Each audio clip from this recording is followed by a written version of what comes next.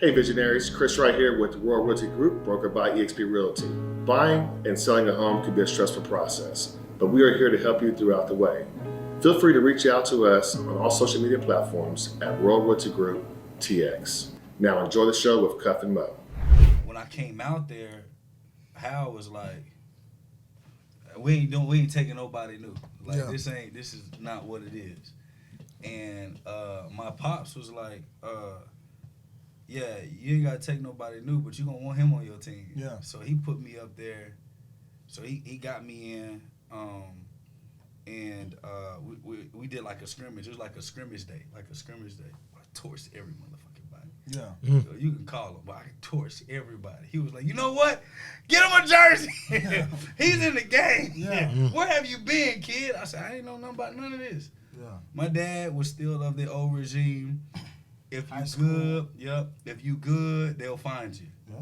And at my high school, Coach Milson, he wasn't known. He was great at player development, but was trash at marketing his players. And you need if you got need both of them. You need both. So if you got a head coach that's great at player development, you got to have an assistant coach that's going to go shake hands and be like, no, I got somebody. Yeah. He wasn't good at that. Yeah. But he was good for his son and his imagine that adopted son, which was my best friend, Sean Glover. But outside of anybody else, because they played for Dallas Heroes, outside of everybody else, he was just like, whatever about.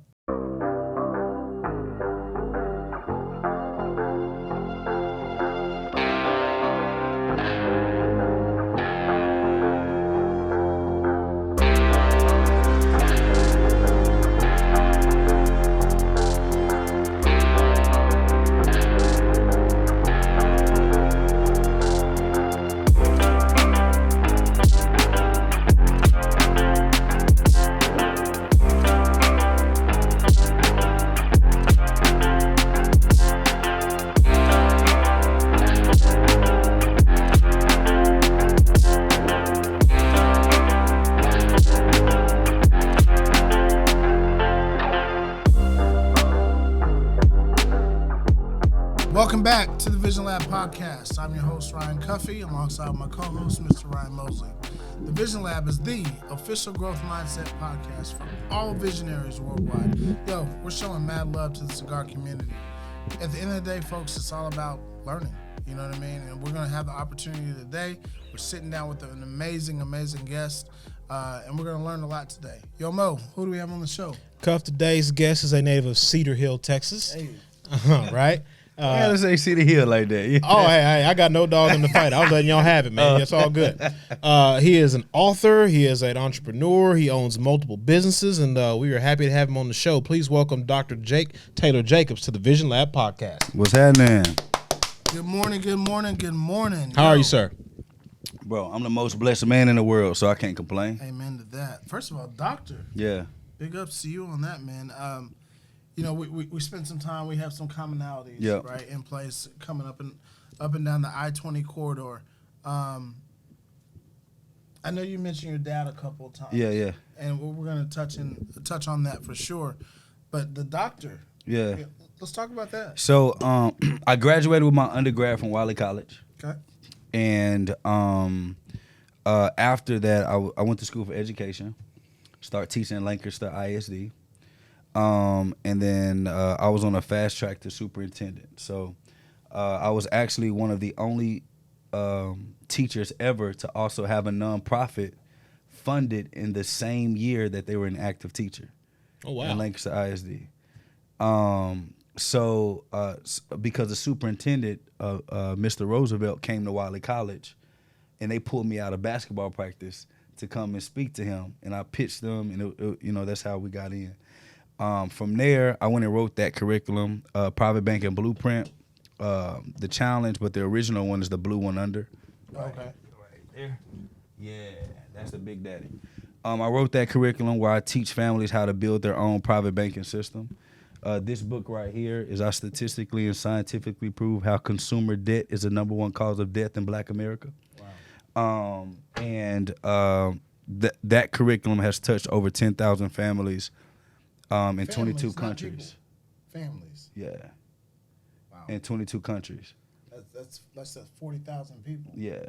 On average. Yeah. Not including grandmas, aunties, uncles now. And there's a college by the name of Harvest Christian University who one of the provosts, one of the advisory board on the Board of Regents actually bought my curriculum, and they read my curriculum. And they brought it to the board and passed all of my books around to the board. It didn't used to be this book, so just those two. And they ended up reaching out to me and asking me to defend my curriculum. So I met them, I defended my curriculum, and they awarded me an honorary doctorate and then made it an earned degree after me being able to prove my accolades and what I've done in business. So that's how I got my kudos to you, sir. Big ups. Appreciate that. Big ups. And watch this, y'all. The man is barely 30 years old. Yeah, I'm 31. Yeah. Barely 30 years old. Do you understand what I'm saying? So, Yeah. doing it big, man. Like I said, you've mentioned your dad a couple of Yeah. times. Offline and kind of at the beginning of the show. Right. But like, what do you draw your inspiration from? Number one. Yeah. Number two, to be able to accomplish so much in so quick Yeah. of a amount of time. Yeah. Like, where does that come from? Yeah, so I had a little bit of a cheat code. First of all, I draw my inspiration from God. Amen. I am a gangbanger for the Lord. Hey, I'm telling you, you a G Lord. bro, facts. And I wouldn't be close to where I am if I didn't commit my entire life to pushing His mission forward. So when I teach families how to be their own bank, it comes from Scripture. Scripture says to be the lender, not the borrower, and the borrower is always slave to the lender. That's right. And so if I believe God's word to be so, I have to actually manifest that word in the fullness of it. If I don't believe it, I will go against it. So most people, when they have an idea about a business, they say God gave them the idea, but then they go to the bank for the bank to give them approval. Say it. So I don't believe in that. I believe if God gave me the idea, God will give me the people that will give me the funding, and I will then in turn become my own banking system.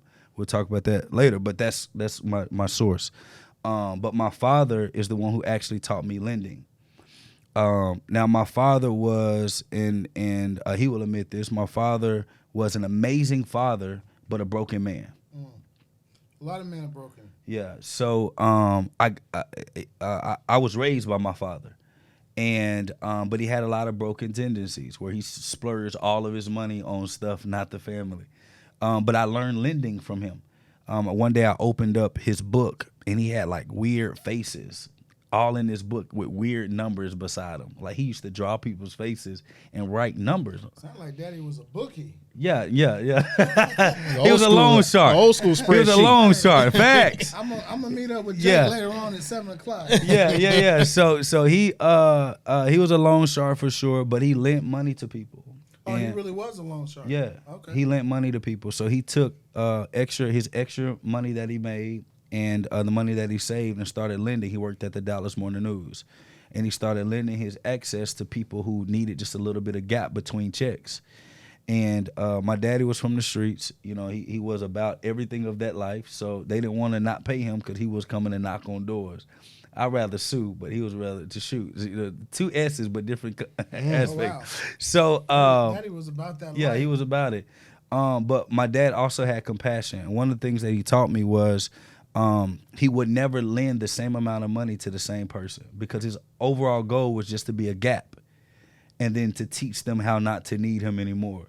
But he didn't know how to educate. He just cut them off. Like he didn't know how to do it. His heart was in the right place. He just didn't have the execution part. Correct. Of it. That's tough love. Correct. You know, like how you would treat a child. Like, Correct. Hey, look, I'm gonna do it for you for a little Yep. bit, but Yep. this is cut off. Yep. And then my bonus mom, who actually raised me with my father, her father actually took me in like his blood grandchild. And he was like the mayor of Dallas. His name is Dennis Fisher. And my pawpaw owned 3 tax and accounting firms in the Dallas County area. He got bought out by Jackson Hewitt, didn't give nobody a dime when he died, didn't give him really nothing when he was around. But he gave us knowledge. And that's when he told me that's the only thing that he'll need. So I woke up every day when I was with him in the summer, 5 a.m. every morning, and we went and walked. We did our routines. We got to the office about 7:15, no later than 7:15 every day. We stayed till about 6, and then we went at 8, and we did the process all over again. My papa used to always tell me, because he always wore a suit no matter what. He cut grass in old suits, like slacks. He'll put an old slack on, he'll put an old dress shirt on, and he'll roll up the sleeves and cut the grass. Because he said that you never know who you will meet and what that first appearance is. Because he told me, he said, son, they tell you never judge a book by the cover, but the whole world judges the cover. And so, I mean, I had a cheat code. So I had my father, I had my grandfather, and then I had my stepdad, Mark Hayes, who owned multiple barbershops in DeSoto. And so I got to see entrepreneurship, lending, financial literacy kind of not taught to me, but observed. So I had like a front seat to that. So I didn't have nothing but.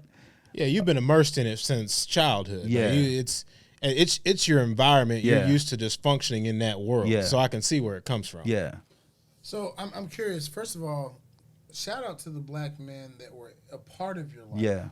To help, not only raise you, but impart parts of wisdom, right? But there's a part that you have the knowledge or you have access to the knowledge, Correct. right? What does the activation come from? Good question. My dad lost his job 2008. 2008, he got laid off from the Dallas Morning News. He was 18 years and 3 months away. He was 18 years, 3 months working for the Dallas Morning News. He got his lifetime pension at 20 years, but they fired him at 18 years and 3 months, right before he got activated his lifetime pension. So I saw a man give his entire life, get out the streets, and give his entire life to a corporation only for them to let him off a year and 9 months away. The audacity. To getting his a lifetime pension. What he was working for. Yes, which is what he was working for. And I saw him become a shell of a man. Still a great father, but a shell of a man. So went from a great father, broken man, to a great father, shell of a man. And he totaled 3 cars in 4 months, was almost dead under 2 18-wheelers in 2 separate accounts, and he just became like zombie-like. And I saw my bonus mom, my mama, who was crying in the kitchen. And I asked her why was she crying. She said it's because she was cutting onions. And I looked, I didn't see no onions, and I thought I was stupid. Cause I was like, maybe I don't know what onions look like, but I don't see no onions. And so I started. I went to my papa and I told my papa I got to do something to help my family. And he said that's exactly what I taught. And he said, what you want to do? I said I've been seeing somebody sell candy at school. I think I can be able to help mom out with mortgage. And I said, I don't know what it is. She won't tell me. And my papa was like, it's around like $900 a month. I said, I think I can make that selling candy. I can help my mom out and I can help my daddy out. I'm a Jacobs. I'm supposed to do that. And my papa said, how you gonna do it? I said, I don't know yet. So I went and sat under a kid named Bab Adatiba. So I knew I needed mentorship. So I went and there's a guy named Bab Adatiba that was selling candy and he was trash at it, like trash. But I needed to like know what was some type of outline. I needed to see like, okay, what hallways am I supposed to hit? Like what security guards be mad and what this and that. But I just needed to know the function. I sat under him for maybe like 2 weeks. I figured he don't count inventory. And I learned inventory from my stepdad. Because I ran his snow cone shack and we counted inventory every day. So I'm like, okay, so he don't count inventory. When he gets people to sell his stuff, he don't even know how much is in the bag. He just fill up a bag and be like, give me back money. So he don't know none of that. And I can pretty much take his hallway. I need the money. He doing it for extra. So I went to my papa and I asked him for $150. I told him I'll pay you back by the end of the week. And he gave me $150. We went to Costco. He took me to Costco. I bought my honey buns. I bought my hot chips. I bought my Capri Suns and my Airheads. That's the only kit you need. So I put it in my basketball Longhorn bag. It was a red middle school bag that I had. I went to school, and I realized that everybody always got their candy confiscated inside the class. And so I'm like, okay, I would never sell in the class because I can't afford for my candy to be confiscated. And I know I owe my papa $150 freaking dollars. So I only sold in the hallways. But then I also realized when I was working under Bad Atiba that a lot of the people sold candy felt like entitled because they were doing it for extra. So they was talking crap to the security guard, just doing all types of disrespectful stuff. And the security guards would take their stuff. So I feel like if I be courteous, if I'm on cue, if I don't disrespect, they'll at least let me kind of do my thing. First day I made $300. I gave my papa back $150. I went back the whole $150 because it wasn't for me. It wasn't for shoes. It's for my mama. I went and read up. I went and made $300 again. I read up the whole $300 in one day. Yeah, one day. I went and read up, and this is what I realized. So you asked me my motivation. It was my mom. But then I realized I only got 7 periods. The last period don't even count because I got to sprint to the end of the school to get to basketball practice. So I really only got 6 periods. I got 5-minute passing periods. So that's 30 minutes a day that I have to sell candy, and I'm selling out. So I got before school, during lunch, during the passing periods, and then after school. But I was always sold out before 7 period. So I said, okay, if I can get 10 people to sell for me, that's 300 minutes I get a day. I went and found... Time out. You said middle school, so I'm assuming 6th, 7th, maybe 8th grade. No, I said I had my middle school bag. I was in high school. Okay, you were in high school. Yeah, I wasn't thinking like that in middle school. First of all, the bandwidth, the wherewithal, the mental capacity to realize that, look, I can't do this by myself. Correct. I need to hire some soldiers. Yeah. Fuck. Long story short, I ended up in 4 schools. Most people don't even know I was pushing our work, which was I was providing the candy. I ended up in 4 schools. I was netting $4,000 a month in high school. I gave my mama $2,000 a month. She can validate every piece of this story. And I took the other $2,000. I did, of course, whatever with it. And it lasted maybe about 6 months, and then we got shut down because we were competing with the cafeteria. I know Mama was looking at you like, boy, you selling drugs? No, she knew what I was doing. Because at some point, I kept inventory. I kept inventory on the cost. I kept inventory on everything. And at some point, the elder statesman probably said, "Hey, he out here doing this thing. Like, just let him rock." Yeah. So here's the thing: when I first got caught, I didn't argue. And then when I went to the assistant principal, Miss Davis' office, she was like, "You're the first kid that's not arguing. And like, you're not." I told her, "Yes, ma'am, I sold it. Yes, ma'am, like that was mine. Yes, ma'am, this is my bag. Yes, ma'am, I understand." And she was like, "Wait a minute. You ain't never been in my office ever. What's really going on?" Because I was starting point guard for the school, for the varsity. "What's going on?" I told her my situation. She said, "Okay, keep selling. Just don't sell inside of the hallways. Don't be disrespectful. Just don't get caught. And don't be blatant. But I won't stop you." Shout out to all the teachers that understand what the situation is. So my bag ended up being the bag that took care of all the security guards. So Chick-fil-A was new in Cedar Hill when I was in high school. So I used to bring breakfast. I used to bring McDonald's biscuits, whatever they wanted. I took care of the security guards. So they used to confiscate my competition's candy. And everybody that sold for me, I let them fire sale the competition's candy and keep 100% of the profits. So I was like, the man. But this is the product of being immersed in the entrepreneurship and the mindset of all that. It has been immersed in since he was a child. Yeah. And I'm glad that you said that, right? So you hear a lot of, and I'm not putting this on you, so understand what I'm saying. I got you. You hear a lot of rags to riches. I had to help Mama with the rent, so I went out on the corner and I had to do what I had to do, right? But for those that didn't have to do that, right, that don't come from that background, yeah, I need you to drop some game, some wisdom for our visionaries and help them understand that even though you didn't come from that type of a situation, right, the resources that are available to you, if you just open your eyes, right, and you understand the dynamics, here's what you can do. Can you kind of talk about that? I actually think that, in case you all don't know, that Cedar Hill is a suburb of Dallas. And a lot of people complain about or try to omit the fact that you're from a suburb. But for me, the worst position to be is a poor kid in the suburbs. Here's why. You too rich for your hood friends, and you too poor for your suburb friends. You just stuck. And being from middle class, being exposed to these financial things. Now, I told y'all my papa had bread, but my papa wasn't going to fund my daddy. That ain't his son. So he'll help my mama. He ain't going to help my dad. But the point is, I think it's about embracing wherever you are, embracing whatever struggle you come from, but then also understanding that we all are supposed to have and tap into an inheritance that God has for all of us.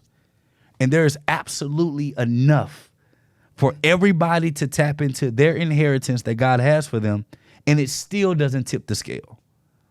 So if I believe that God has an inheritance for me, if I believe in overflow, if I believe that what God has done for that millionaire that he could do for me, there is no question that I got to figure out exactly how can I tap into that inheritance or whatever God has for me. The abundance, as some people say. Yeah, it's the abundance. And the abundance is living life in your Sabbath. Your Sabbath is not having to worry about food tomorrow because you know it's delivered today. So if I understand the concept of what God truly is trying to bring to us is living in our Sabbath. If I understand the first original sin cost us to work. We used to live in Sabbath every day. Now we had to work by the sweat of our brow. So I'm just trying to get back to what the original blessing was supposed to be. And if everybody were to try to just get back to our original blessing, it's not about being a millionaire. It ain't about making all this money. It's about getting to the original blessing, that enough is enough for me. I don't have to work from the sweat of my brow to get the life that I want. And I'm not going to allow for myself to die and not get that part of what God has for me. Heaven on earth. I'm not waiting for heaven. If I got mansions in heaven, I'm gonna have it in heaven and on earth. But everybody has that capability. So if you gotta figure out what your gifting is, if you gotta figure out what's going on, do not neglect or do not try to make yourself seem like you're in a worse situation than you are. If you had great parents, build on that. You had terrible parents, build on that. But all of us need to be working toward getting our inheritance from God. Before I switch gears, I don't want to switch gears because I want to tap into that, but I know you got something to say. Yeah, I mean, we have to say thank you to the folks who have been with us since literally the jump. I mean, we're not going to do 200 episodes at this point, and we have to say thank you to the 200, folks. Almost, man. We're extremely thankful to the folks at Blowing Smoke Cigar Lounge, Edwina, Jacoby, Visionaries. Check out this quick commercial. Hey everyone, Edwina Brown here, owner-operator of Blowing Smoke Cigar Lounge. We're located at 1604 North Interstate 35E in Lancaster, Texas. We would love for you to come see us. We stand on the 3 C's, which are cigars, our community, and our culture. Cigars, we have over 300 SKUs in our humidor, and it's still growing. Come check it out, a massive humidor. We also love our culture here, which we're about customer service, as well as community, which is why we're excited to partner with the Vision Lab podcast. So come check us out. Yo, big ups to EB, Jacoby, Blowing Smoke. Hey, if you guys are anywhere in the southern part of the Metroplex, make sure you guys ride out to Blowing Smoke. They got a fantastic humidor. You guys saw the commercial. Congrats on the anniversary party, by the way. 100%. Congrats. You know, we talked about Papa, we talked about Dad, we talked about Mom. I'm curious, your biological mom. Mm-hmm. I haven't heard you mention her yet. Oh, she tough. That's my baby. Okay. Yeah, so she made the ultimate sacrifice. She had 2 children before 21, and she had to give me to my father so that my father could raise me because she knew that she couldn't. Because you were a man. Yeah. Or a boy, but. Yeah, and she couldn't financially be able to provide for me, so she put me in the best environment. Is your sibling a brother or sister? I got a bunch of siblings. From Mom? I got 2 sisters, an older sister and a younger sister. Did she give her to Dad too? No, they're not of the same. No, they got different fathers. Okay, I got you. But my older sister stayed with my grandparents for most of the time, and my aunts helped my mother out a lot with my older sister. But that's my biological mother is my best friend. That'll take a whole nother episode. Well, hey, listen, the content that you're dropping right now, I'm down for it. You know what I'm saying? 100%. Got it. So I wanna press in a little bit, right? I wanna fast forward. So early high school, maybe I don't know how long in high school you were selling candy, but you had the vision. Yeah. Right. It was short lived. Yeah. Okay. So you're helping out bonus mom. Yeah. With the mortgage payment and everything. But how do we get to college? Right? Got it. Like, what does that experience look like? How are you shouldering the burden of being the man of the house? Yeah. The son. Yeah.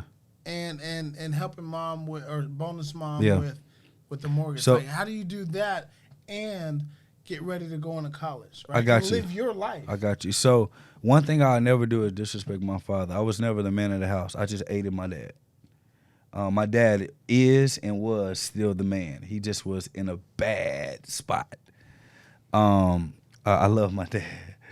Yo, I'm so impressed with you right now, bro. Like on another level. But go ahead. I appreciate that. But I just knew I couldn't be on their pockets. So I've been off my parents' pockets since 16. And so I just knew that I couldn't be on their pockets. And I mean the candy situation, I believe it was a lot of God. Like, I mean, you know, I could. But you're also a product of your environment yes, too, right? Like, correct. I'm listening to it, and you know, you and I have all these different type of conversations offline and stuff. But it goes back to one of those E's. Like, he's a product of his environment. Yes, correct. Like, you get. First of all, you're starting to understand, aren't you? You're seeing what I'm talking Well, about. you already know what I'm on. Come on. But it's a product of his environment. Like, it's all God, because he's blessed to be in a situation where he was immersed in true business ownership, yes, true leadership, yes, true entrepreneurship from an early age. Yeah. So, yeah, he had that thought process at 16, where most people are like, 16, I'm out here just trying to run into a wall as fast as possible. He had a different outlook on life from multiple vantage points. Yeah. So it's, again, kudos to the men in your life and whatnot. But the thing I'm thinking of as I'm listening to him talk, you know, obviously this being the Vision Lab, and I'm sure we're getting here, I have to ask now. At 16, you realize, okay, I don't want to be a financial burden or on my parents' pockets and whatnot. So at 16, what did you envision for yourself when you realized, like, okay, all right, Jake, you got to do something so you can make sure that you relieve pressure off of your bonus mom and your dad. Yeah. Like, what was your vision at that point? Because clearly you had an elevated level of thinking compared to the average 16-year-old. Yeah. So, and I do want to give this context. I had the dichotomy of both worlds, because my daddy was still one step in the streets and one step being clean. So I got to see every side. When I was 3 years old, I saw my dad have a pistol at somebody's head that owed him $100. So, you know, I got to see that side. But and that is Cedar Hill, by the way. What? Like that whole look. I got a little hood in me. Yeah. You know what I'm saying? Yeah. But we are absolutely, because the blacks that moved to Cedar Hill all came from the Oak Cliff area.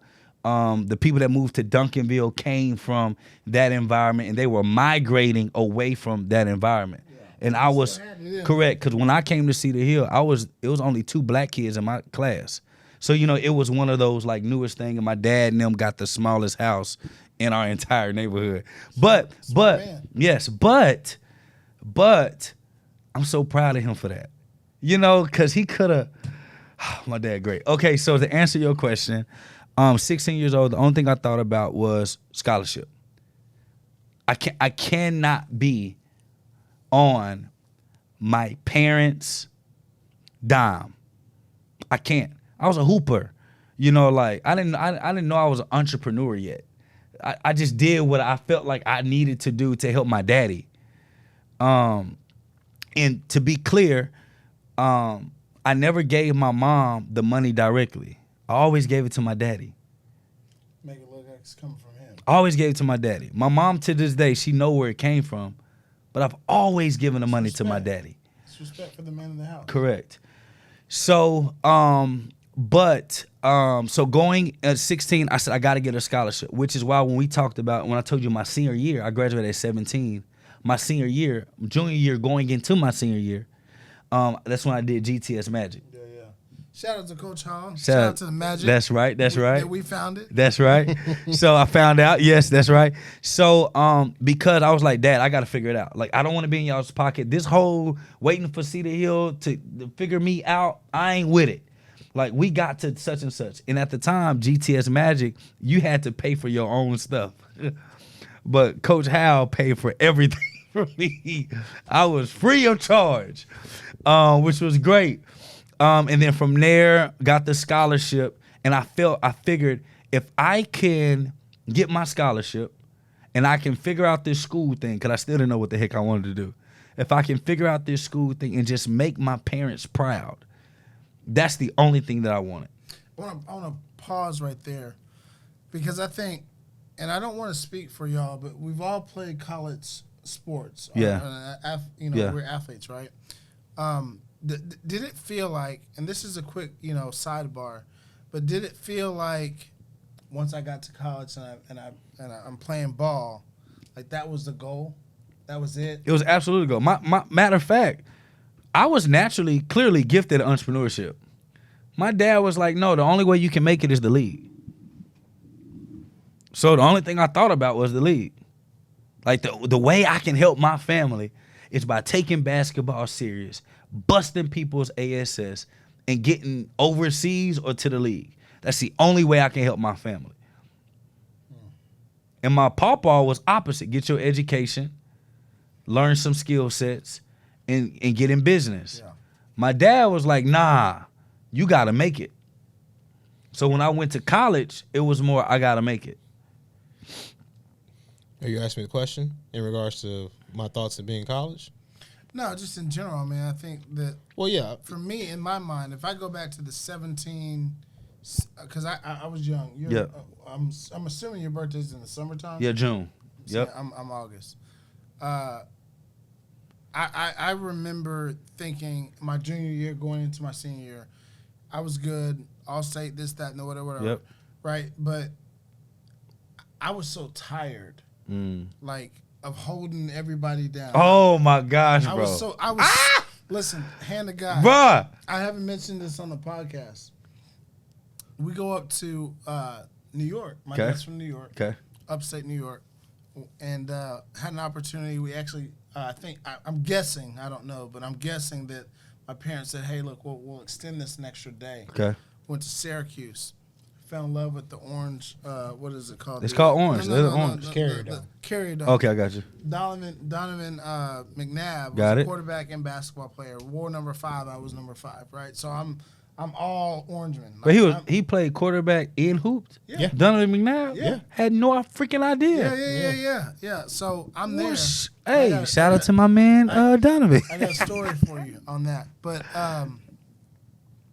we're up there. We're visiting my grandparents. We didn't see them a lot, because they were upstate New York or whatever. But we extended the trip.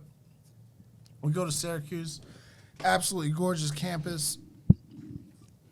And you know me, I'm 15, 16 years old. I'm like, yo, this is where I'm going, right? So the following year, football season, I'm balling out. An actual Syracuse scout came down and was like, yo, we want to offer you. I hadn't taken the SAT yet, right? So I'm all in on Syracuse. You understand what I'm saying? And I just remember, because I was fairly talented, right, that I'm carrying everything. We had some ballers on our team, but at the end of the day, if it came down to it, like the ball was getting to you. We got to figure out how to get this ball in his hand, or you got to get a the stop. turnover, something to that effect, right? So I go into my senior year, bro. I wasn't even gonna play ball. I remember you telling me that part. Like you were just worn out. Right. I was tired. So I think a lot of kids are dealing with this concept of, I really don't want to play anymore. Maybe I want to be an entrepreneur. Maybe I want to be in robotics. Maybe I want to be, an investor or whatever it is. But we got to do what we got to do. Yeah. And everyone's looking at them. Yeah. To not necessarily to be the bag, but because people want to see you succeed. or break all the family curses, or right. It's not like about going to it's the all league. eggs in on you. Yeah. So it's like, okay, hey, look, he can do it. And so I think at that time I certainly, I call it pressure, right? Like I felt it, and we rose to the occasion. Right. We did what we had to do. Had multiple offers. Yada yada yada yada.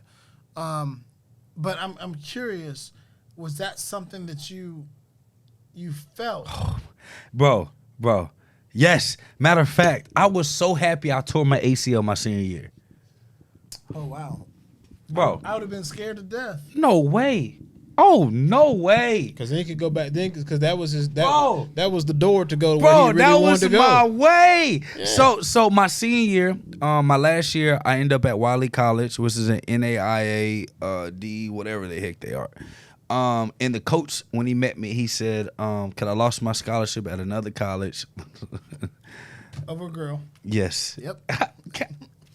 It is what it is. And it ended up not even okay. Yeah, so it never does. Sidebar. Never That's no story. I got my story too. Hey. Real talk. You know how I told?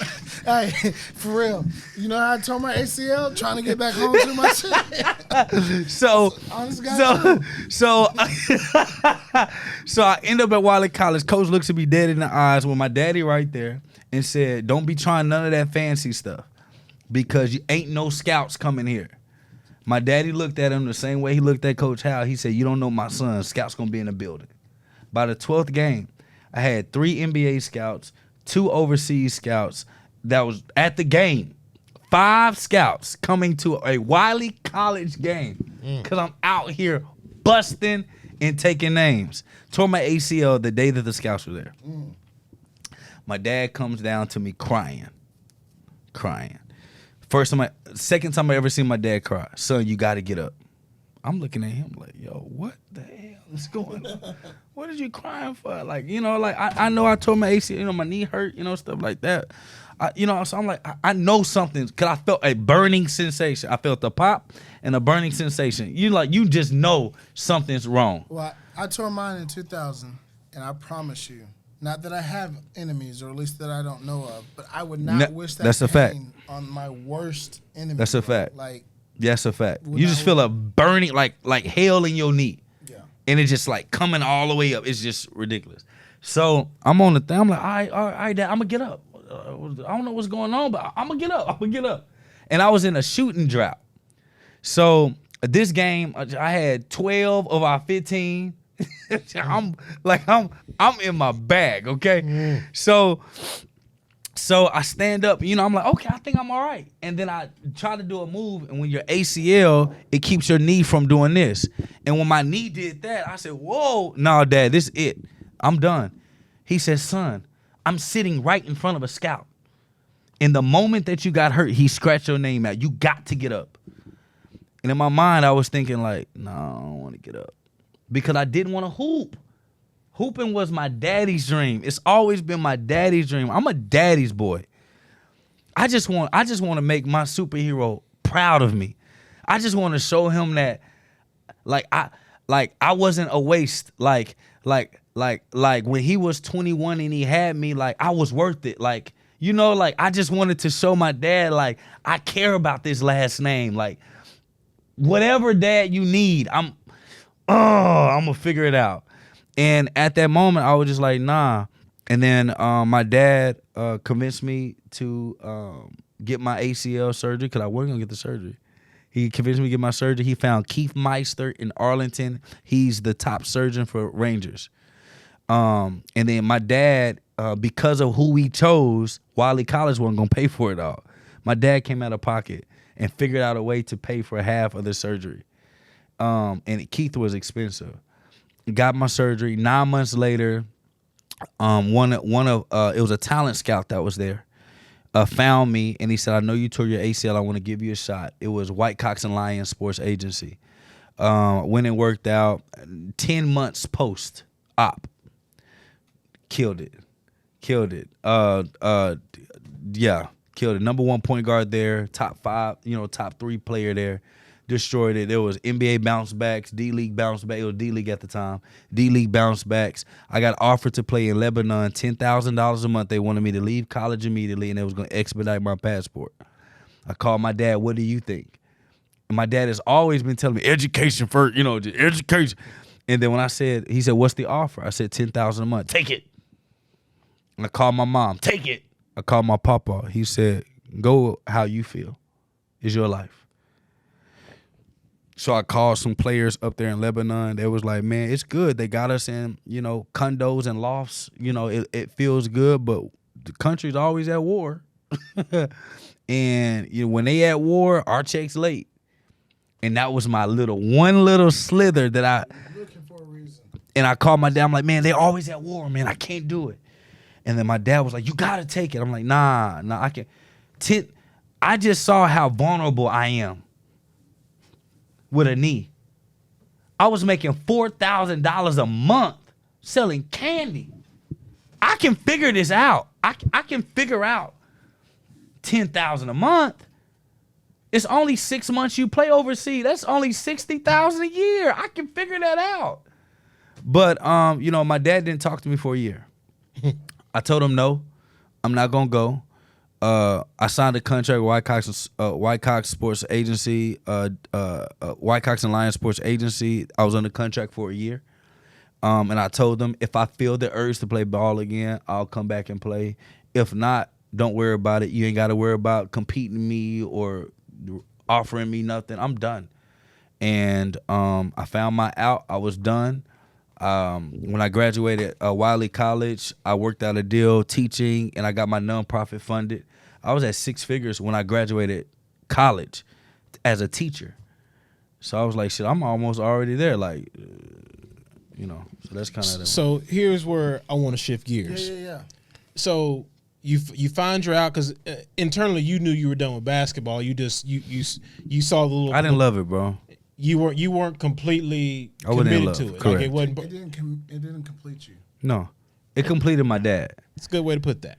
So you make this pivot, nonprofit. Y'all are good too. Y'all are the first interview I ever had that like just. Am I right?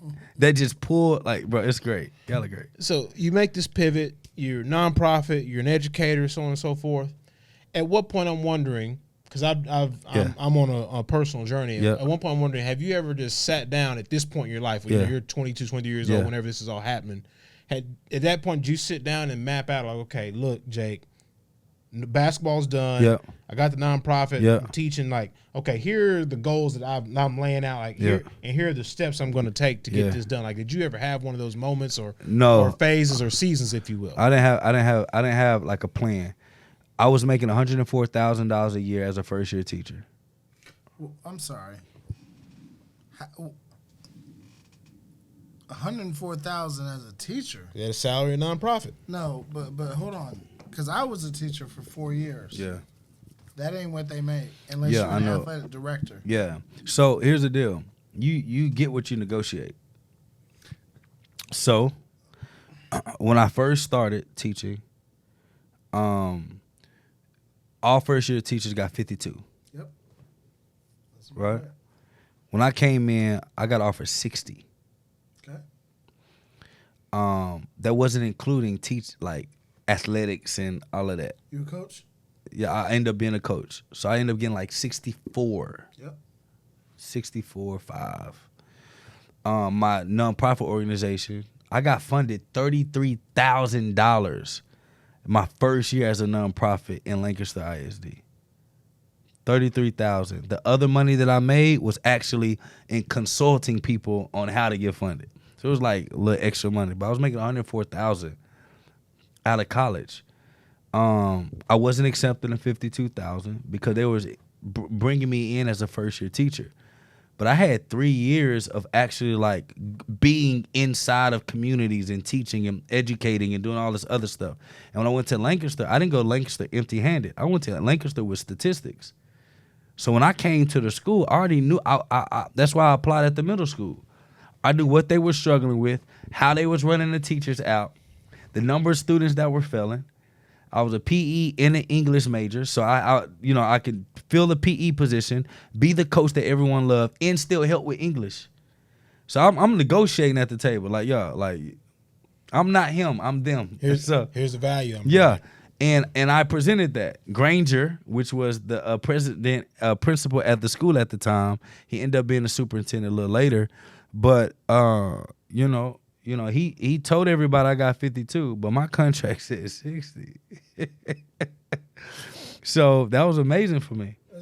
That's a key point to all visionaries that are still tuning in. And by the way, if you like the content, you like the conversation, make sure you like, subscribe, and share.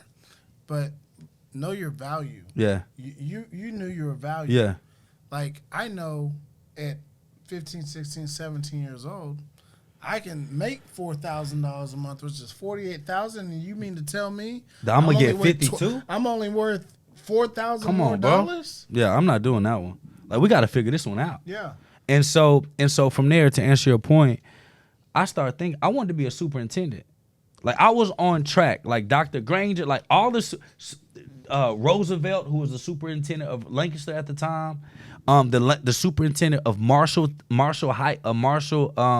because I went to school at Wiley. Like, I'm getting mentored by superintendents. There you go. Okay. Again, His environment. His environment. But I made that happen. Yeah. Now my parents, my grandparents. Based on his experience. Yeah, absolutely. Well, yes, my grandparents, my dad, and them, and all of that. But my grandfather told me, go make what you need to happen. Don't accept a no. So based on what my grandfather trained me on, I wasn't accepting no. The superintendent of Marshall never had a mentee ever. I was his first one. And it had a lot to do. I had a 4.0 GPA at Wiley College. I was the number one. I was the only one in 141 years at Wiley College to have my own convocation, my own graduation. The only one to graduate in the fall. We've never had a fall graduation. I had my own graduation, and I'm the only one to graduate in the fall. They tried to tell me Must that have been a quick ceremony. They tried to facts. Hey, I didn't even want a graduation. Just give me my let me shake everybody's hand, give me my stuff, and I got it. Because they tried to make me wait until spring to graduate. They didn't have to do the part where they tell people to hold their applause. Yeah, like, bro, facts. Y'all And just come on. and I told them, I said, bro, I already got an offer. I started 3 organizations on campus. I've been exemplary as an example for Wiley. Y'all use me for all y'all stuff. I got the Presidential Medal of Honor. You gonna tell me I gotta wait until spring to graduate to take this job? No, y'all finna sign this paperwork now. I took them to council. We went all the way. I'm not accepting y'all telling me no because this is just how y'all been doing things. We ain't operating that way. Not when you've been using me for the face of everything. Come on, man. I'm the reason. I'm the school postcard. Yes. So you finna postcard sign. So it went all the way to the president. He said he has a valid point. I'm signing it right now. First graduate of Wiley College with a fall degree. I'm the only one with a fall degree. Appreciate that, bro. Yeah. So when I went there, superintendent, I'm making $104,000. Superintendent of Lancaster make $130,000, $140,000. Year one, and you're year one. I'm like, bro, you've been doing it 20 years? No way. No way. I got to figure it out, big dog. Not today. This ain't gonna work for me. No, sir. And so that's when I kind of start trying to veer off and figure out what the heck I'm gonna do next. And I'm glad you brought that up. At the end of the day, there's this light, this vibration, this energy that you exude, because we talked offline, right? You ultimately want to help other people skip some steps. Yeah. Steps. Yeah. Right? You want to help people miss some of the things that you went through. Yep. Right? I want to be my grandpa and my father to them. So we came out with private banking blueprint. Yep. So I want to get into that. Okay. What is this all about? It's the playbook right? Yep. But what is this truly all about? Hey, that thing, look, yeah, you first time you open that thing, yes, sir. We can get a signed copy. Yes, sir. Absolutely. You see that thing No, real. Look, Yeah. this takes me back to college, bro. It looked like a That's textbook. a textbook. That's a fact. Yeah. It looks like So, one. I created the private banking blueprint because I started off in the financial sector. And inside of the financial sector, I'm in the insurance industry where I teach people how to be their own bank. And I talk about how to utilize life insurance reserves to dump your cash in and then start multiplying and leveraging and hedging against, your money. Let me I'm ask the this first. question. I brought that to the I gotta internet. ask this question. Yeah. A lot of our audience is a little bit older, Okay. a little bit seasoned. Yep. Do I have to be 20-something Nope. to start this? Nope. Okay.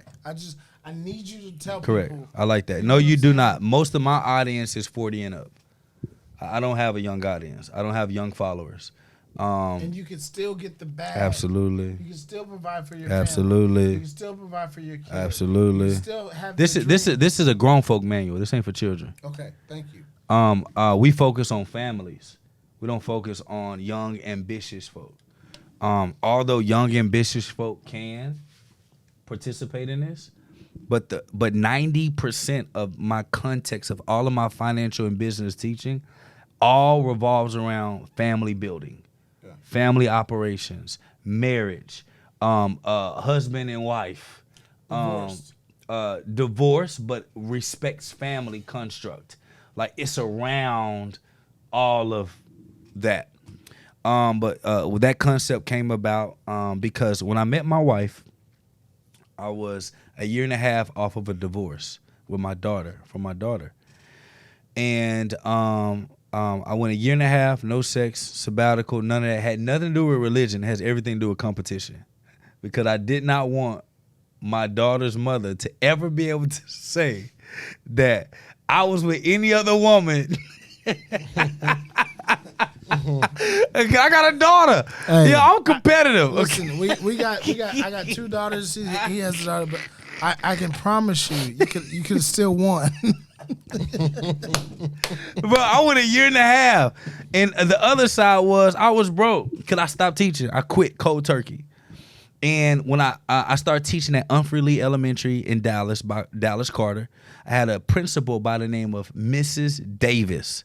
She looked me in my eyes and she said, "I can tell you don't belong here. I'm gonna cover you until the end of the year, but you can leave today." Shout out to Miss Davis. Shout out to Miss Davis. That's why I tell, like, a lot of my story got a lot to do with God, not enough to do with me. Yeah. Because I had immense favor that I can't compute. Now, what I will say is that God will give more favor to those that start moving on his word. Say it one more time. God will give more favor to those who start moving in his word. And so I was able to get God's favor because when I heard him, I moved. There was no, I'm not finna Moses ask you 3 times, God. I'm not finna be here arguing with you. When I heard it. It's gone. Because that's how much I believed him. So I met my wife July 20, my daughter's birthday 27, July 23rd, 2015. I married her October 2016. October 20th, 2016. I got engaged to her an exact year later from when I met her. But in our 3rd month, I met her in July. In October, which is why we got married in October, I sat her down. I said, "No, we ain't finna do this. We finna plan. Cause we finna build our life like I build a business." By this time, I've already made 7 figures in my company. I made 7 figures in my company by 26. I crossed 7 figures in 26. I crossed 18 million at 29, debt free. So by this time, I said, "No, we not finna play." Cause what I realized was a lot of us put more vision and more planning in our businesses with logos, colors, themes, mottos, pillars, value systems, non-negotiables, partnerships, who we going to operate with, who we not going to operate. We put more emphasis in businesses than we do in our family. Family don't even have pillars. Family has no motto. Family has no mission statement. Family has no color. Family has no animal, no character. Family has nothing that identifies them as a group of like-minded individuals other than we got married with a last name. There's some Game of Thrones stuff, Cuff. You need to get caught up. It's a fact. No, it is. You can get caught up, bro. Because what I teach families is we need to operate by the house. Back in the day, it was by houses. I'm the House of Jacobs. Time out. I've been trying to tell you, this is some real Game of Thrones stuff. Like, they have House Lannister, they have House Snow. Like, this is what he's talking about. I don't even watch that, like, but he's correct. We fly a flag. Yep. And when you see that flag, like, who's behind that flag. Bro, And the stuff he's facts. talking about it is straight off of that. Bro, this logo right here is my family emblem. We got people all across the country that got tattoos of my family emblem on their skin because of the impact that my family has had on their family. I don't want to divert you because you're in a pocket, and I respect the pocket.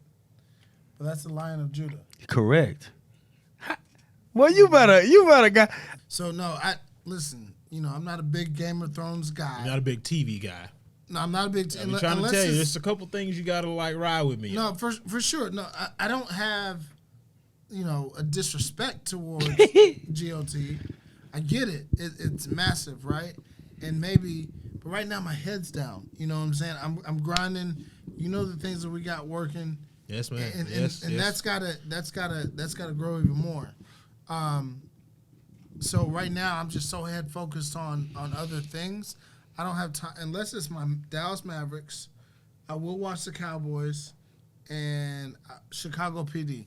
Those are literally the only three things that I'm watching right now. Shout out to Adam. I'm not even watching SVU right now. You understand? So my head is down. No blacklist? No.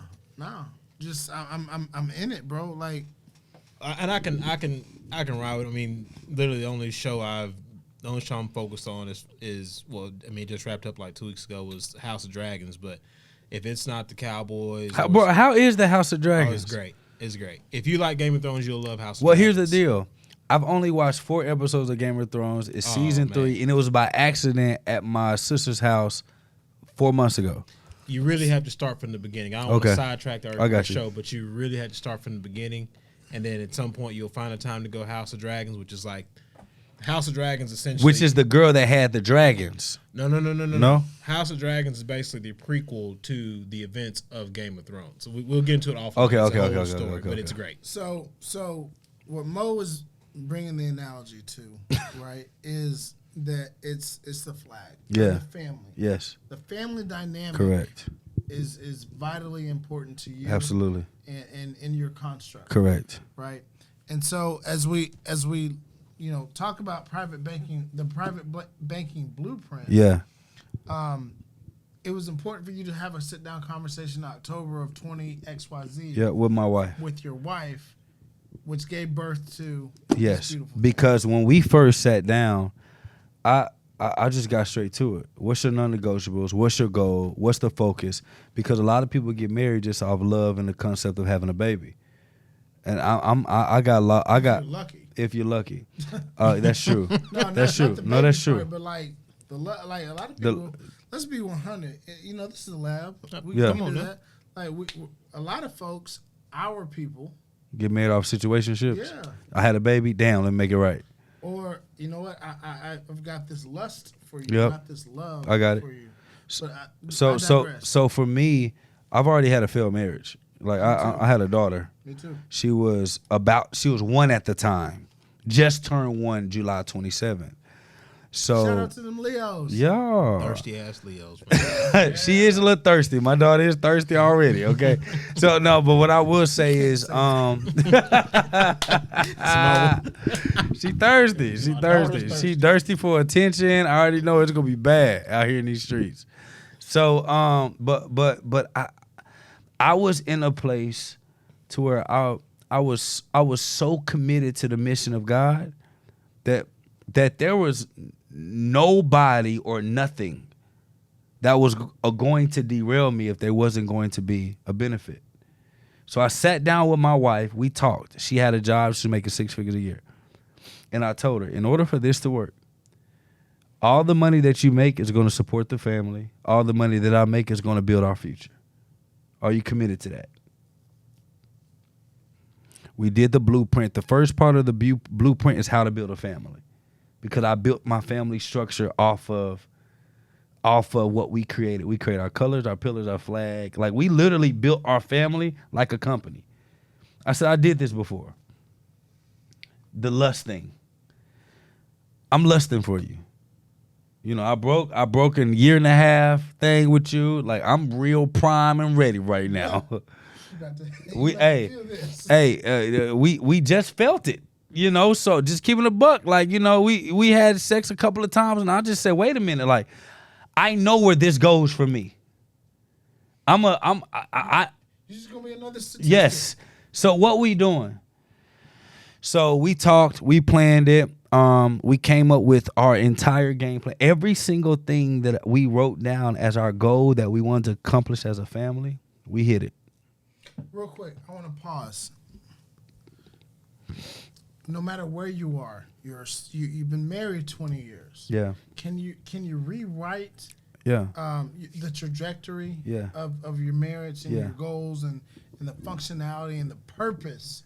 That's ultimately most people, bro. Cuff. Most people have never written. Scripture says, "Write it down, make it plain, so that those who see it can run with it." So, how can I expect for my family to be anything if I never wrote down who we were gonna be? Come on. So I ain't saying that we ain't been through it. Like I ain't saying that I ain't hit the fence, the wall. You know what I'm talking about? I just want to let y'all know, audience, we done been through it.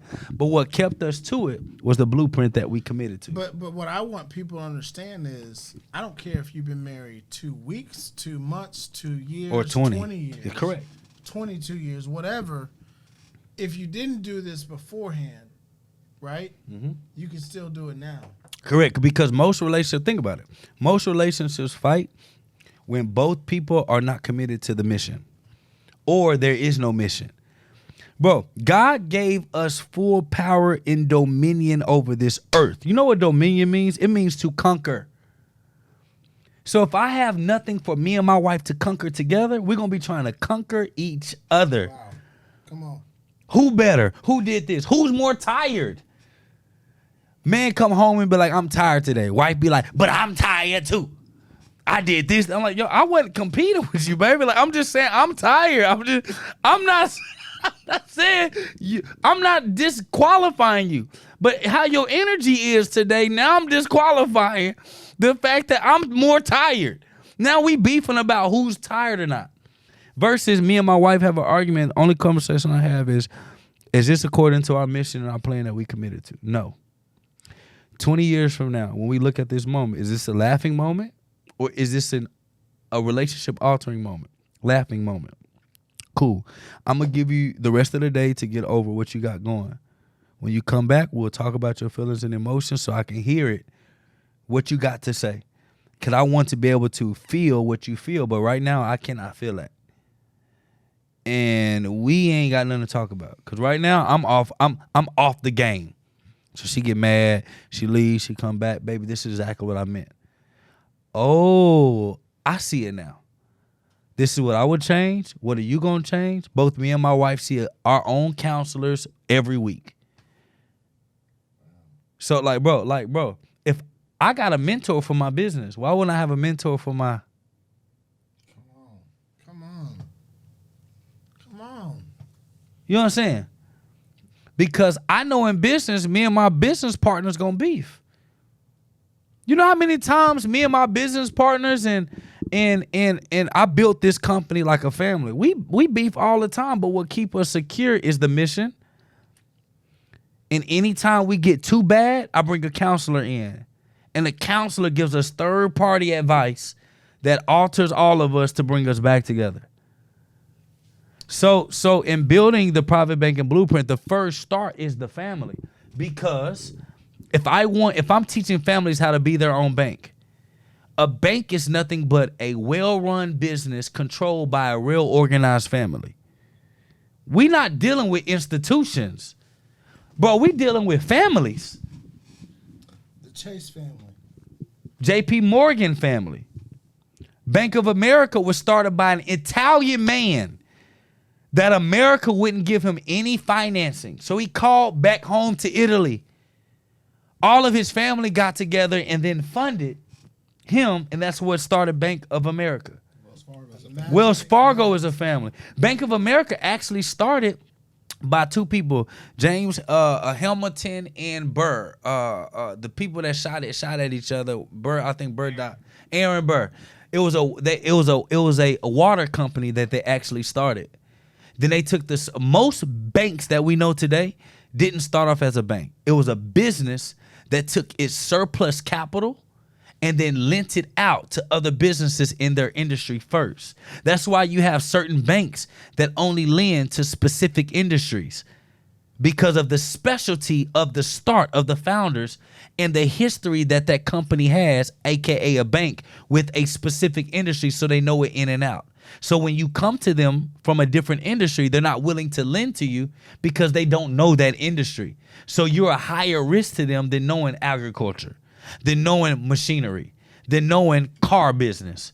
So when I realized that these banks were nothing but well-run families, look at the Rothschilds, look at the Rockefellers, look at JP Morgan Bank.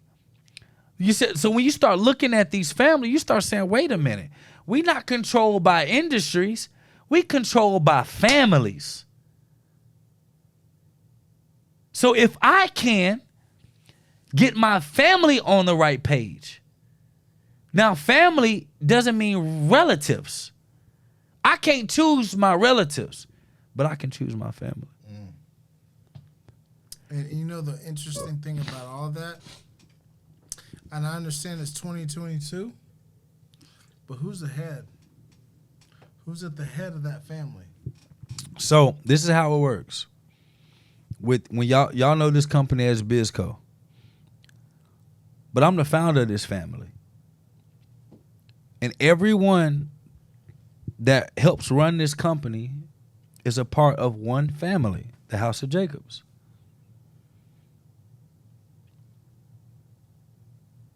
It just so happens to be a different construct of the House of Jacobs. Because this is what you got to understand, bro. When people think about families, everyone always thinks genetic. And then when it comes to royal families, everybody always hear incest, like family sleeping with family. That's not what it is. A family is, That's protection. a family is mogul. All of the brothers that I built with have all committed to when I say it's time, it's not time yet. Everyone is going to get they're going to have their family name and get a hash Jacobs. Bro, I'm not built. People think I'm building a company. I'm building a family, bro. Reason why I say that, in those times, the family either was they took the last name of the most prominent of them all. They had the best intentions of everyone. Or they all came up with a new family name and everyone took that name. Because it represented either the craft that they all did, the specialty that they all had, the abilities that they all had, or the endeavors that they all wanted to get into. Okay? Once that house was named, everybody associated with that house name. So when you see a royal family, let's call it House of Thomas. Say 7 different families committed to the House of Thomas. These are not brothers or sisters. These are friends that said, I'm committed to us creating a family together. 7 different families commit to the House of Thomas. They all changed their last name to Thomas. and then they marry each other's daughters and sons. The outside world that don't know what's happening, that's nasty. That's incest. Y'all brothers and sisters. We not blood. But I can choose my family based on the mission that we want to accomplish. So now everybody committed to a name. We all change our name to that name. We marry our daughters and our sons. And then we interbreed within that. Now we got the same bloodline. Now we are a family. Now we operate together. We move together. We push together. Those Kennedys, all of them not blood. No, that's and you're the historian of the two of us. But that's deep, you know. Mo, am I off? No, not at all. He's going down the right road. Yeah. I'm not taken aback, but at the same time I have pause. I got you. And not a pause in a negative fashion, right? But pause to be like, how far we are weaned off. You understand what I'm saying? I think it's imperative for our visionaries that are tuning in, right, to understand that I don't care if you're 20 or 40 or 60. Yep. You can still start. Correct. You know, and we talk about private banking blueprint. Yeah. That's your foundation. Yep. It should be your foundation. Well. But as you graduate, what I mean, you've got several other books here. Yeah. Where do we graduate from? So the private banker blueprint is the start of the house. And then when you start the house, then you understand, I teach you how banks work. Then I teach you and your family how to become the bank. See, you cannot become bankable until you have a business. Banks are nothing but businesses, bro. They sell products and services that we commit to. A checking account is a product. When we put our money with a bank, we're telling the bank that you're a better protector of my money than I am myself. And when you start a savings account or a checking account that receives interest with a bank, that's a micro loan. Your paperwork says, none of us read the fine print. You're giving the bank a micro loan and you're agreeing to 0.5%, 0.08%. You're agreeing when you know they're going to flip your bread and go make 18 or 20%. So I teach families, first, commerce is first. The commerce of the family is first. What do you mean by commerce? Business. What does that mean? Transacting, providing a service or a product to transact for currency. Sell something. Sell something. Don't matter what it is, whether it's a Sell widget, a something. service, a product. Sell something. The people that don't make it in our company are the ones that don't want to commit to the mission of the family. But we have 52 people full time. Black owned, no outside investors, no debt. $275,000 a month in payroll. We had over 8 people with a 6-figure salary. Say it one more time. Because I think people need to understand what we're talking about here. We had over 50 people, full-time staff during one of the worst times in American history, the pandemic. $275,000 in payroll. A ton of people, 8 people, 6-figure salaries, 4 people, 7 figures a year. Bro. When we talk about building business, the art of this company. I built it because I didn't have no older brothers, bro. My closest brother is blind since birth, autism. My next brother is 13. Hell I'm gonna do with that right now. My son, 16 months. My daughter's 7 years old. What I'm gonna do? You're man on the island a little bit. Yeah. I retired my mother. She's my admin.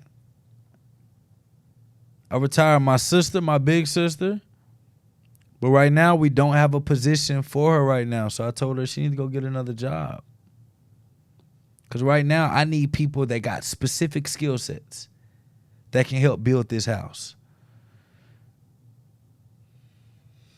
So when I talk about private banking, bro, I talk about business. Yeah, we talk about family. Yeah, I teach people how to lend. I acquired 3 companies by lending and doing equity as an option. We in tech, education, finance, real estate, and the dispensary business in Oklahoma. I don't run none of them companies. I got CEOs that run them all. I just run our holdings company. And it's 11 people that help run the holdings company. 12 that help run the holdings company. But we got staff and all the rest of the companies. I think the biggest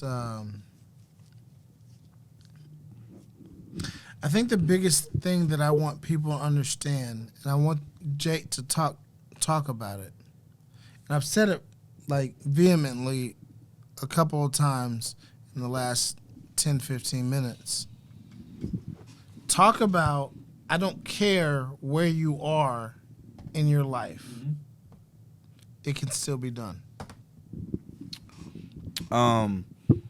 It depends on what you want to be done. Well, it's plausible. Okay. If you are the first to do what you're doing, you can't be Moses and Joshua at the same time. See, Joshua got to appreciate what Moses did. Yes, sir. The land of milk and honey. Mm-hmm. Moses took them from enslavement. I know I'm Moses. But you're cool with that. My papa, my daddy, and my stepfather were Jethro. I'm Moses. It's my job to get us from enslavement, get our people from enslavement. Nobody was talking about building their own bank, private banking online in our community until I got online. This is a fact. You can't backdate it past me. It started with me getting online. First 5 videos I ever created online talking about private banking all went viral.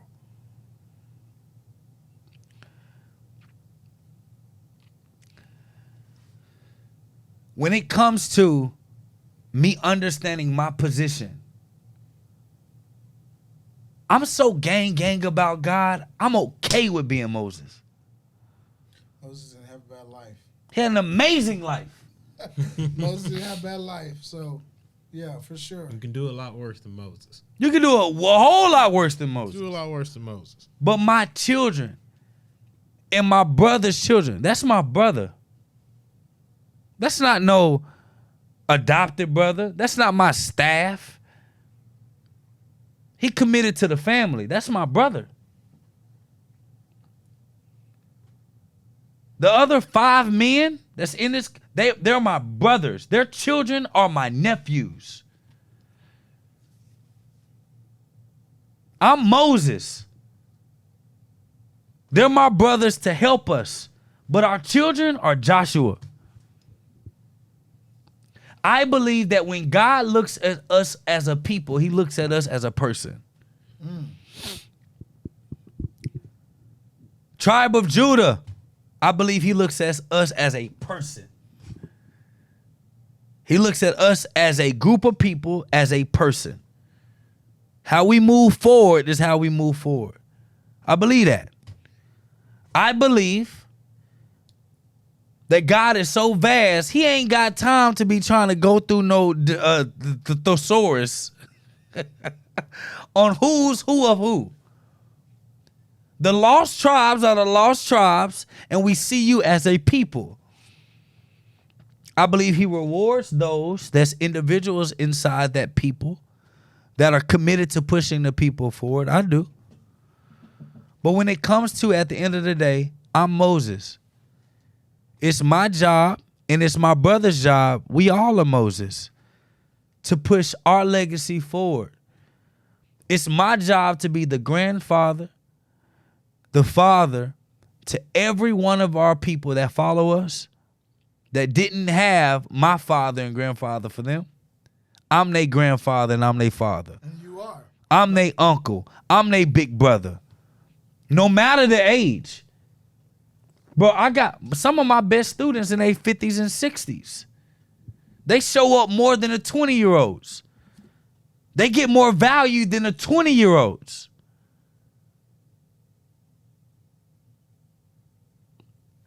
We impact more than 5 different generations, bro.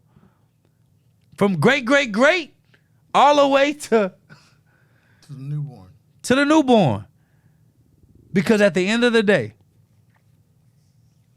when you the first one to do it of your people, you the Moses. Mo, I want to give a shout out to you and getting this set up. People don't understand the energy that's in the room, the vibrations and the wavelengths that are in the room. We got a couple people, that are not on camera right now, and I would venture to guess, I would almost put a wager on it that you could feel the energy. We're about to land the plane. But before we do, you got 3 books. Correct. You got social media presence. I'm going to show it up here. Here are the books. And those are like textbooks, y'all. Yeah. Them things thick. And they not big words either. I got to go to the gym to lift these bitches up. But for real, these are dope. Appreciate that. You know what I'm saying? How can our visionaries, the people that follow us, the people that rock with us, the people that support and share the content, Yep. How can they get a hold of you? So nobody can actually purchase those curriculums or purchase any of our education unless you're a part of the Private Banking Society. The reason why we made it membership only is because people start purchasing the books and the content based off the excitement of what I say. And they don't implement it. When I wrote those books, I didn't write them for the public. I wrote them for my children. That's why they so thick. And you don't believe in casting your pearls towards swine? Absolutely not. Bro, I gangbang for the Lord. You hear me? G Lord over here. Yes, sir. Yes, sir. And when I wrote those books, that's why they so thick. That's why they got examples. That's why they got points. That's why I pull scripture. Because I'm not leaving my children nothing. Amazing. I think, and I don't want to speak for Mo, but I'm pretty confident, having done this for almost 4 years, I think we can stay in this pocket for another 2 hours. Yeah. Easily. If it's okay with my partner, we'd love to have you back on the show. Oh, for sure, bro. You know what I'm saying? Like, for me, where we are, the energy, the content, the vibrations, what we're talking about, it's real. It's real from the family construct dynamic. It's real from the individual construct dynamic, and it's real that from the construct and the dynamic of people that just want to get better, right? I feel like we just kind of have scratched the surface. But with that being said, it's time to land the plane, P. It is time. As always, brought to you by the good folks at Sagamore Spirit. Thank you to Kevin Plank. Thank you to Tim, everybody associated with the partnership. Visionaries, y'all know we don't have a product on the show unless we stand behind it. We promise you it will put some hair on your chest, but it's a great product. Get you Bro, I've been waiting to taste this goddamn. Hey, come on now. Go to your neighborhood Specs, Goody, Twin Liquor, Siegel's, whatever liquor store it is that you frequent, and ask for a bottle of Sagamore Spirit. We promise you will not be disappointed. there are a few hard truths to whiskey that most brands don't like to admit. First, there's a lot of it. And second, despite its lore and romance, whiskey is often complex and intimidating. Is that high or low proof? Toasted or charred? Aged or finished? Straight or blended? Imported or American? Endless options, endless questions, endless confusion. But there is a whiskey out there that makes selecting it simple. An exceptional spirit made with local ingredients and committed to its communities. That's us. That's Sagamore Spirit. Sagamore Spirit has been and always will be more than just whiskey. Our work, your work, is greater than the sum of its parts. Keep the momentum moving. And one more thing, it's whiskey. Have fun with it. Hey, have y'all learned how to? Did anyone teach y'all how to drink whiskey? You talking about sniffing? No, I'm just saying. Have you ever learned how to drink it? But I'm a pro. How you drink it? Throw it back. No. Okay. All right. Can I see that real quick? I'm drinking with an intention. But before we do all that, a toast to Sagamore Spirit. Let's toast to Sagamore Spirit. A toast to Jake and what Appreciate you guys that. are doing here, bro. No, you're not gonna shoot this, obviously. Yeah. And this is a rye.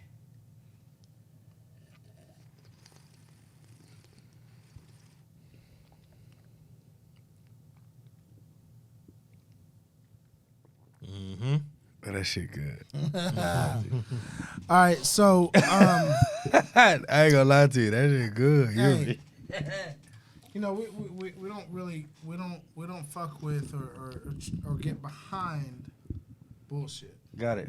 That's good though. So, what's the long-term vision Yeah. for you and your family? For me and my family, 10,000 families that generate a surplus of $50,000 a year that all practice private banking. That's $500 million a year. With $500 million a year, with a collective of 10,000 families that were taught how private banking works, how the family structure works, how investment works, how to observe opportunities. That's $500 million of surplus capital a year that we now have that we can actually put forward some real power.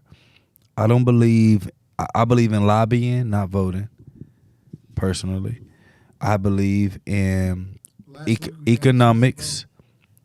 I think y'all should vote. I believe everybody should vote. But what I believe the collective should do is vote and lobby. Lobby and vote. I believe in families understanding the importance of being debt-free, bank-free. And the last portion of my family, what we plan to do is actually to create a bank that brings back the old concept of 8 to 10% in the reserves that we pay back out. And it's only going to be for trust families. So families that practice private banking, generate and create a trust, it's going to be a trust bank. And we actually give 8 to 12% back in interest back to those.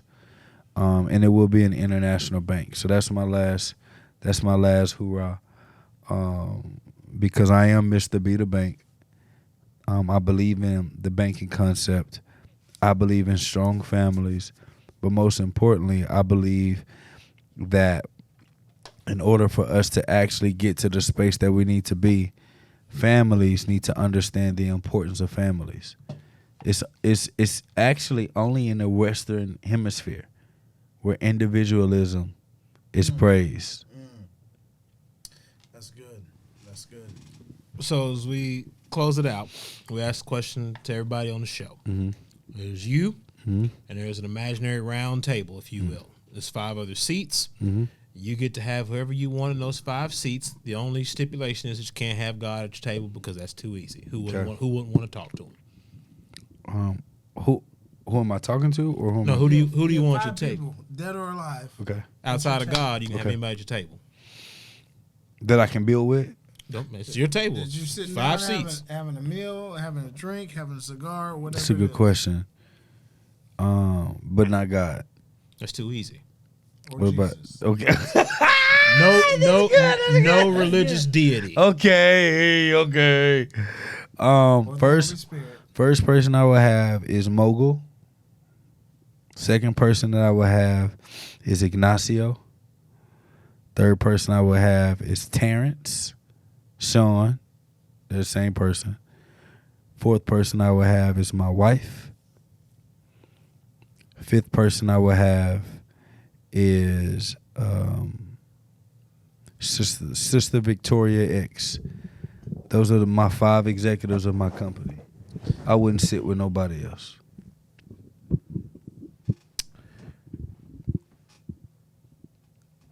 How do you want to be remembered? Scripture says your name is more powerful than silver and gold.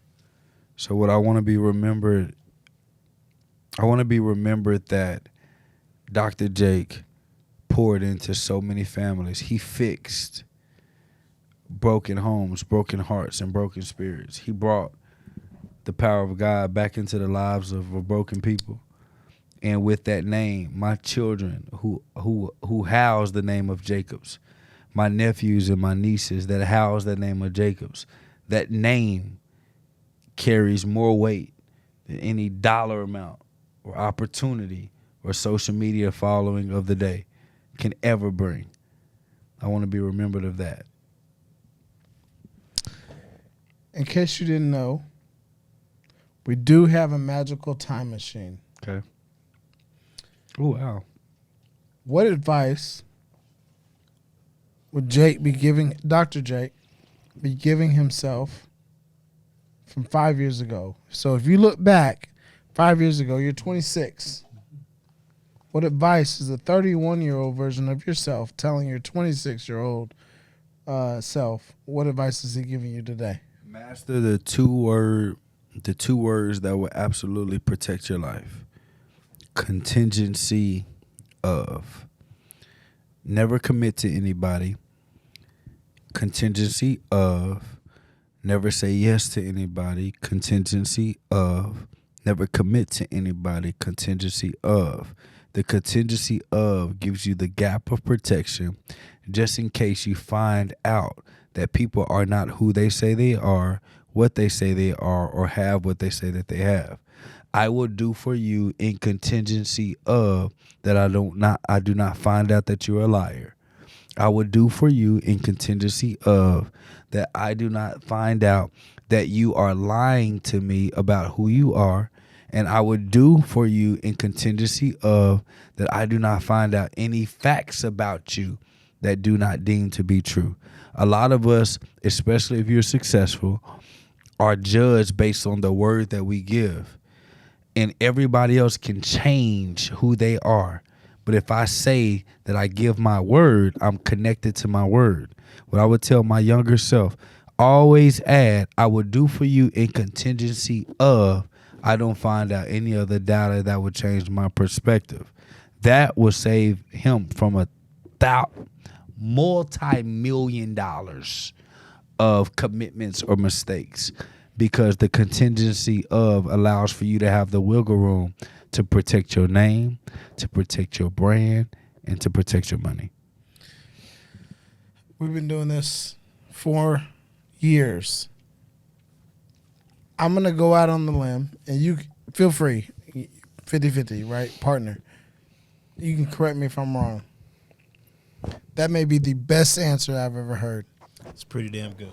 That may be the best answer. I know it registers with you on so many levels. Listen, it's a pretty damn good answer. Hey, that may be the fucking best answer that I've ever heard.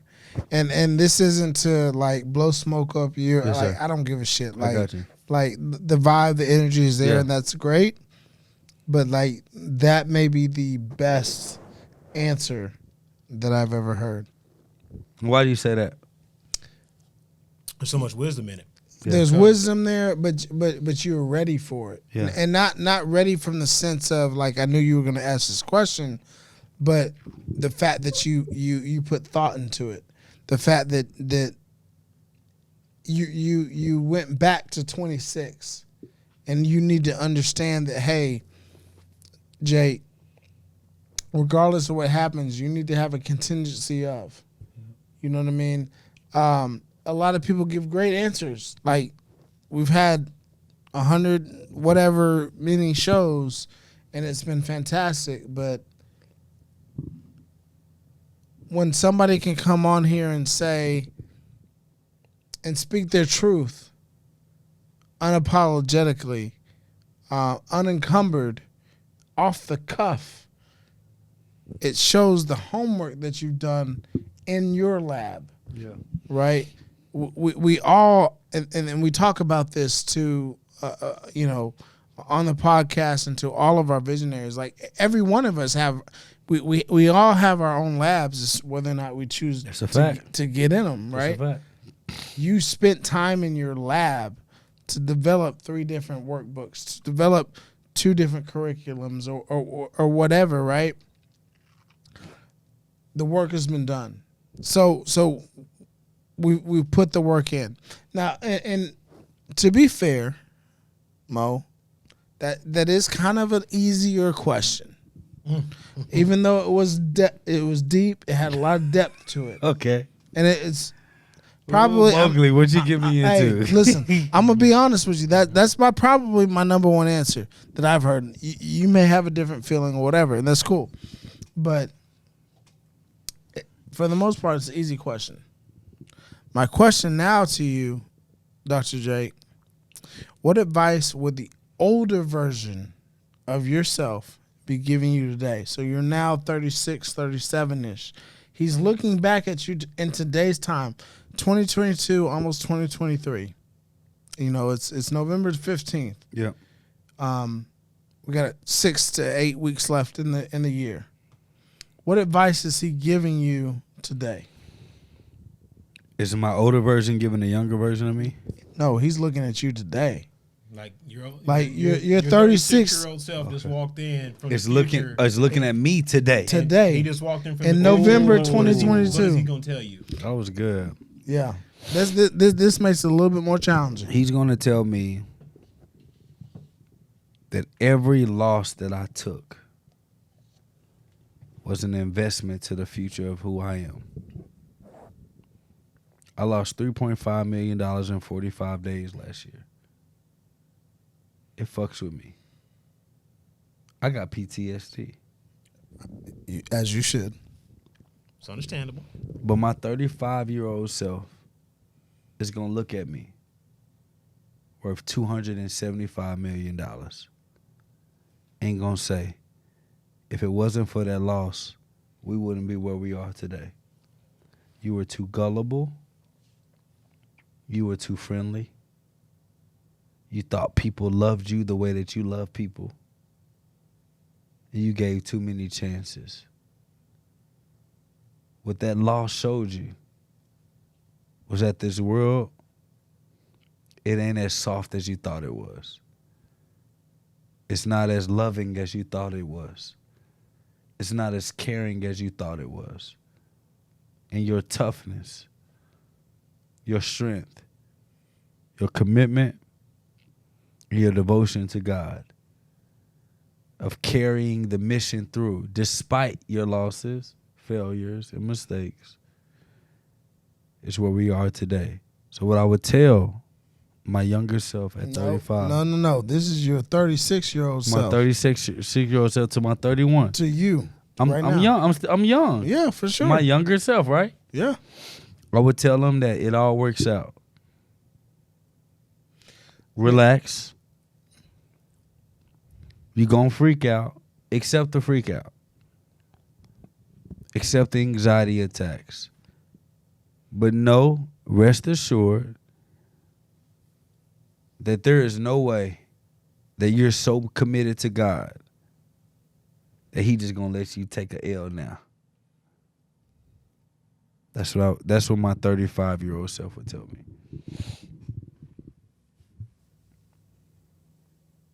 I love it. How much of yourself right now? Believes that? No, not necessarily that, but like how much the younger version to 31, right? Mm-hmm. You were a star athlete, Yep. did well Yep. as you know, early high school, Yep. selling candy. Yep. You know, some could say, some could argue, it's been pretty easy for Dr. Jake. It could. You know what I mean? And Dr. Jake could have an ego. Correct. Dr. Jake could say, "Yeah, I got a wet jumper. Yep. I sold this. I got this business, and Yep. it's 8 figures. Yep. And now you're gonna run into a little bit of a trial. Mm-hmm. And I think the older version, what I heard from you is the older version to say, hey, yeah, all that was true, but these next 5 years you're gonna have to work with the capital WORK. Yep.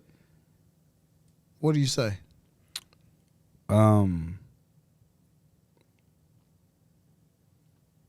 For anyone that think that it was easy for me,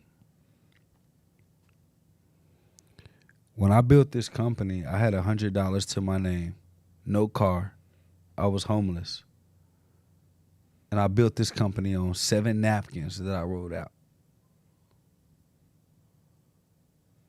I took no debt, no outside investors, nobody's money.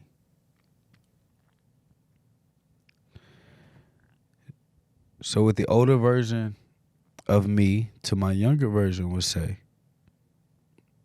is that believe in your gift, because scripture says your gift will make room for you. Y'all, listen, I gangbang for the Lord. And my biggest gift is that I believe what every piece of that word of that scripture says. That's my secret weapon, bro. I actually believe what scripture says. When it says your gift will make room for you, I demand that. I expect that. When God says, write it down, make it plain so that those who see it can run with it, I write it down.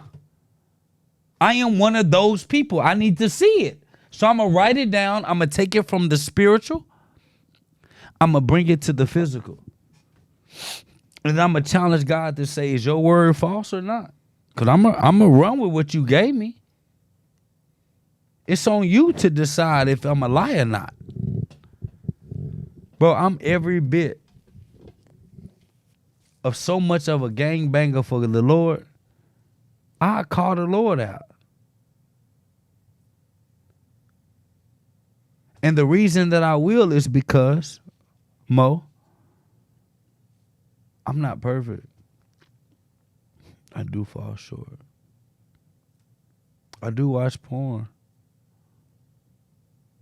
I do find myself following girls I shouldn't be following, talking to girls I shouldn't be following or talking to. But everybody got a thorn on their side. But my commitment to God, bro, is unrelenting. I would die about the word. And when God told me that my gift will make room, I know my gift. Notice he didn't say nothing plural. It was singular. Wow. So when people say I got multiple gifts, I know you don't know God. But because the scripture said your gift will make room for you. So it's until you figure out what your gift singular is, it's never going to make room. I know my gift. I'm operating in it. And whatever loss I take, that's a loss I need. Because every educational point, it takes an educational investment. So no matter how much I lost more than most people ever make in their life. I paid more out than most people ever make in a month. So who would I? And who am I to ever question God's lessons and points and messages that he got for me? Mo. Ladies and gentlemen, my name is Ryan Mosley. He's Ryan Cuffey. Thank you to Dr. Tayler Jacobs. Thank you to Amir. Thank you to Adam. Thank you to everybody involved. And we'll see y'all next week on another great episode of the Vision Lab Podcast. Blessings.